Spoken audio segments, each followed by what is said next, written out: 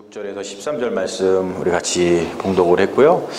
우리 이 말씀 가지고 거룩한 낭비, 우리 거룩한 낭비라고 하는 제목으로 우리 하나님의 말씀 증거하겠습니다. 가끔 제가 낭비하고 소비의 차이가 무엇인지를 좀 생각을 합니다. 낭비와 소비. 사실은 낭비의 반대말은 뭘까요? 낭비한다. 반대말은 절약한다겠죠. 자, 그러면 소비의 반대말은 뭘까요? 그렇습니다. 저축하는 거죠. 그 정도가 될 것 같아요. 근데 사실 낭비라고 하는 것은 굉장히 좀 주관적인 가치가 있어요. 이게 사람이 생각하기에 따라 좀 다릅니다. 그리고 이 소비라고 하는 것은 현대 사회를 지금 이제 금융자본주의라고 그러죠. 현대 사회를 지탱하는 어느 경제적인 가치예요. 소비. 그래서 소비가 잘 돼야지만 경제가 살아난다. 그런 생각을 하고 있죠. 1997년도 IMF 이후에 한국 사회에서 절약이라든지 저축이라는 말은 꼬리를 감춘 것 같아요. 대신에 어떤 소비가 미덕인 사회가 되었죠. 그래서 나는 소비한다, 고로 존재한다, 이런 말이 생길 정도로다가 소비하는 것을 사람들이 기쁨으로 알고 또 우리가 스트레스 받으면은 옛날에는 저축했던 통장을 보면서 기뻐했는데 요즘에는 스트레스 받으면 뭐 해야 되죠? 쇼핑해야 돼. 쇼핑 가가지고 돈을 막 써야지 스트레스가 막 해소되는 것이 요즘 시대의 어떠한 사회적인 현상입니다. 요즘에는 그 카르페 디엠이라는 말, 또 욜로족 이런 말들이 많이 생겼어요. 카르페 디엠, 욜로족. 근데 이런 개념이 생긴 것이 사실 소비가 미덕인 사회가 구축되고 난 다음에 생긴 겁니다. 불과 30년 전만 해도 저축이 사회의 미덕이었습니다. 그래서 그 당시만 해도 저축의 금리라 그러죠. 그것이 굉장히 높았어요. 그래서 사람들이 은행에다가 돈을 이렇게 집어넣으면 또 은행에서 금리가 높으니까 이자도 이렇게 꼬박꼬박 주고 그래가지고 통장에 차곡차곡 쌓이는 돈을 보면서 행복해 했습니다. 그런데 요즘 저축하는 사람은 굉장히 드뭅니다. 왜냐하면은 저축을 해봤자 금리가 낮고요. 아니면은 미국 같은 경우도 그렇죠. 은행에다가 돈을 맡기면 뭐 받죠? 오히려 관리비 받아요. 메인티니언스 비파를 받아요. 그래서 요즘은 소비라든지 투자가 사회의 미덕이 되었죠. 그래서 현대 사회 경제 체제가 소비자라든지 어떤 투자자를 환영하는 그러한 시대가 됐습니다. 근데 오늘날의 어떠한 지금 제가 얘기한 이러한 경제 체제의 관점에서 보면은 오늘 향유 한 옥합을 예수님의 머리에 부은 여인은 여러분 낭비한 것일까요? 아니면 소비한 것일까요? 아니면 투자한 것일까요? 이런 질문을 해볼 수가 있을 것 같습니다. 자, 우리가 본문에 보면은 예수님을 둘러싼 세 부류의 인물이 등장을 합니다. 우리가 사실 이제 6절부터 13절까지만 읽었습니다만 이게 원래는 1절부터 이제 16절까지 한 단락에서 중간에 나오는 말씀이거든요. 근데 그 말씀을 보면은 세 부류의 인물이 등장을 합니다. 한 부류는 뭐냐면 종교 지도자들이에요. 그리고 다른 하나는 이제 가룟 유다죠. 그리고 또 다른 하나는 오늘 우리가 읽은 본문에 등장하는 이름 모를 한 여인, 향유를 부은 그 여인입니다.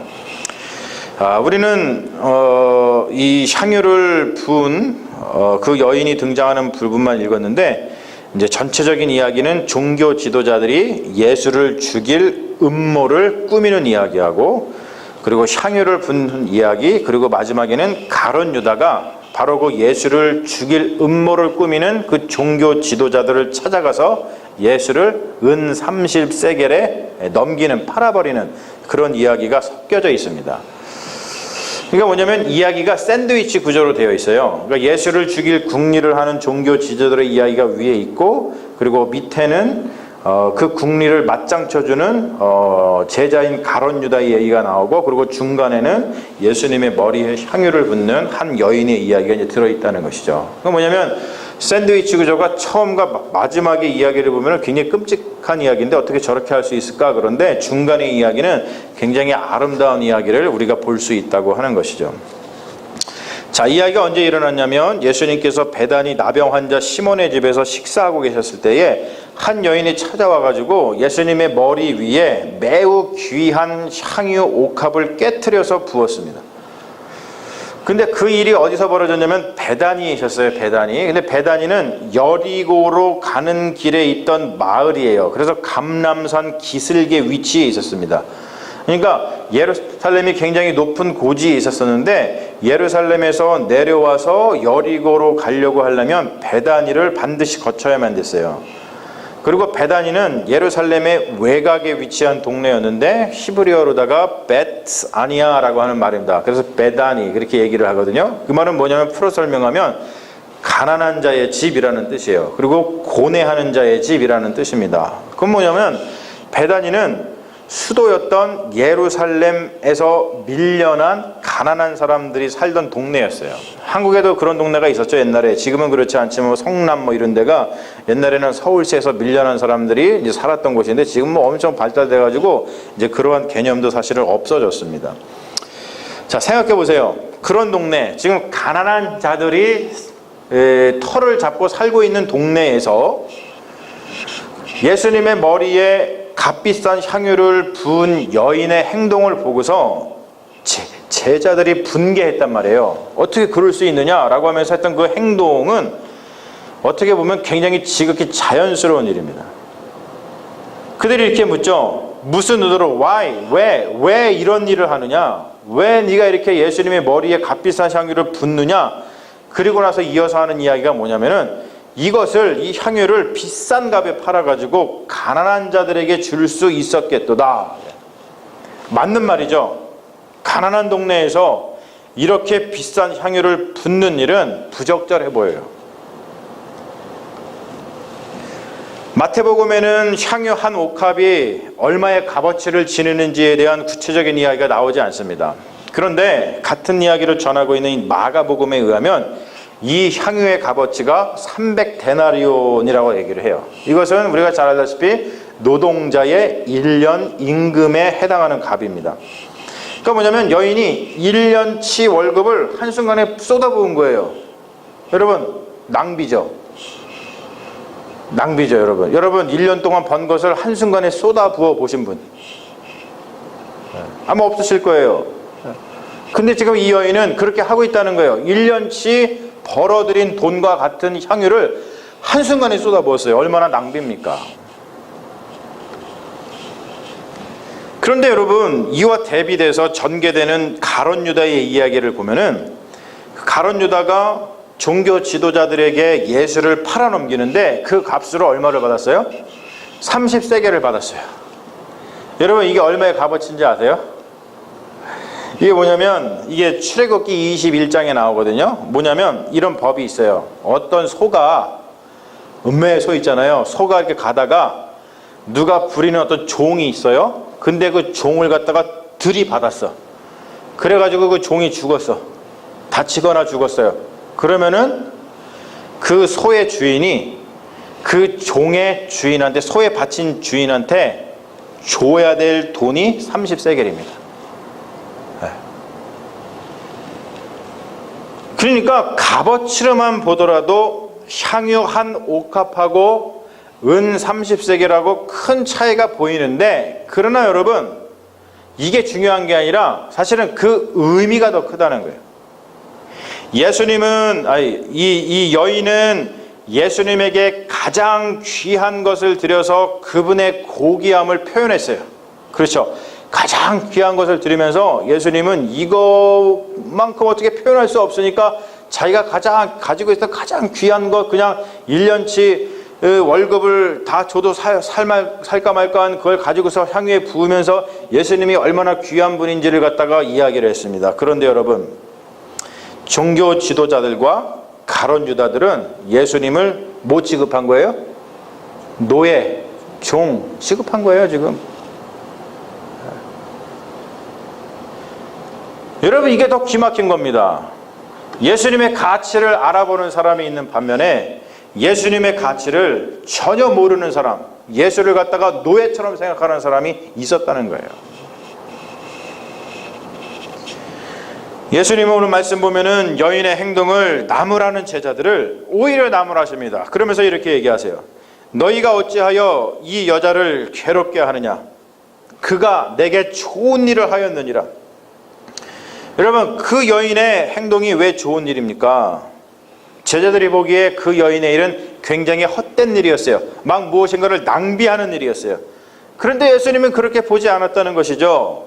그 여인의 일이 좋은 일인 이유가 이렇습니다. 예수님이 이렇게 얘기하시죠.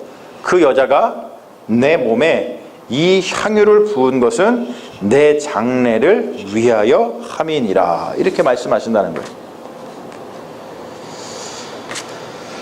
이 여인이 예수님의 죽음을 미리 알았을까요? 제가 왜 그렇지 않아요. 그것을 알고서 향유를 부은 것 같지는 않아요. 다만 이 여인이 자신이 가진 것 중에 가장 값진 것을 들여서 그분께 감사를 전하고 싶었던 것 같아요. 그런데 그 행위를 예수님께서는 그 여인의 행동을 자신의 죽음과 연결을 시키고 계신 것이죠. 여러분, 이 말은 뭐냐면 이처럼 여인처럼 우리가 감사와 사랑하는 마음으로 하는 일은 하나님의 뜻 안에서 거룩한 행동이 된다는 거예요. 우리가 사실 뭘 알고 하겠어요? 그냥 우리가 감사하는 마음으로, 우리가 하나님 사랑하는 마음으로 그냥 우리가 별 생각 없이 했는데 그것이 하나님의 뜻 안에서 정말로 거룩한 행동, 정말로 놀라운 행동이 거기서 일어난다는 거예요. 제가 위에서 지금 말씀드렸듯이 요즘 경제 체제의 관점에서 보면 그 여인의 향유 사건은 낭비가 맞습니다. 이것은 소비도 아니고 투자도 아니고 이건 그냥 낭비예요. 그러나 여러분, 제가 여러분께 이 시간 말씀드리고 싶은 것은 뭐냐면 굉장히 역설적이게도 신앙이라는 것 자체가 원래 낭비라는 거예요. 경제적 가치로 따졌을 때는 수지타산이 안 맞습니다. 생각해보세요. 여러분, 사람들은 자기 개발 또는 휴식을 위해서 일요일을 써요. 자기 시간을 씁니다. 근데 우리는 그 시간을 뭐 했어요? 예배 드리는 데 씁니다. 즉 시간의 거룩한 낭비가 예배입니다. 사람들은 자기 자신을 위해서 또는 투자 가치가 있는 것에 또는 이윤을 창출하는 것에 자기의 재물을 쓰지만 우리는 그 재물을 주님께 드립니다. 즉 뭐냐면 재물의 거룩한 낭비가 헌금이에요. 사람들은 자신의 이름을 높이는 곳에 생명을 쓰지만 우리는 하나님께 받은 사명을 위해서 우리의 생명을 씁니다. 즉 뭐냐면 생명의 거룩한 낭비가 예수님의 죽음이고 우리의 헌신입니다. 이렇게 얘기할 수 있습니다. 사랑은 낭비를 낳는다. 사랑은 낭비를 낳아요. 여러분, 사랑하면 쓸데없이 마음을 쓰게 돼요. 그러니까 우리가 쓸데없이 시간을 쓰게 되고 쓸데없이 재물을 쓰게 되고 쓸데없이 생명을 던지게 된다는 것이죠. 여러분, 사랑하면 마음을 쓰게 되는 것, 여러분, 이것만큼 어려운 것 또는 이것만큼 고귀하고 이것만큼 아름다운 것이 어디에 있어요? 요즘엔 제가 그러면은 집사람한테 욕먹지만 연애할 때는 제가 그렇게 꽃을 많이 선물을 했어요. 꽃을 맨날 갖다 바쳤어요. 근데 왜 그랬을까요? 하루만 지나면 시들 꽃인데 사랑하는 마음과 내가 사랑하는 그 여인의 아름다움을 내가 지금 들고 있는 이 꽃 외에는 표현할 길이 없기 때문에 맨날 꽃을 갖다 바치는 거죠. 요즘에는 그렇지 않아요. 요즘에는 제가 현금을 갖다 주면 가장 기뻐하세요. 요즘에 꽃 사오면 혼납니다. 네. 사랑하는 여러분, 여인은 향유 한 옥합을 예수님의 머리에 부었어요. 다른 이들은 이것을 낭비라고 비난했습니다. 하지만 예수님은 이 여인의 행동을 칭찬했어요. 왜냐하면 그것은 예수님 당신의 장례를 위한 것이기 때문에 그러세요. 여러분, 예수님의 장례가 뭡니까? 예수님의 죽음이에요. 예수님의 죽음은 가장 귀한 향유를 부어서 예배하고 찬양할 만합니다. 왜 그렇습니까? 바로 예수님의 죽음은 여느 사람의 죽음과 같지 아니하고 바로 예수님의 죽음은 모든 세상을 구원하는 죽음이기 때문에 그렇습니다. 우리는 우리가 좋아하고 우리가 사랑하는 것을 위해서 투자 또는 소비를 넘어서 사실은 낭비하면서 삽니다. 여러분 정말 그렇죠? 자신은 낭비가 아니라고 주장할지 모르지만 사람은 자신이 좋아하고 사랑하는 것을 위해서는 소비나 투자가 아니고 낭비를 해요. 낭비를.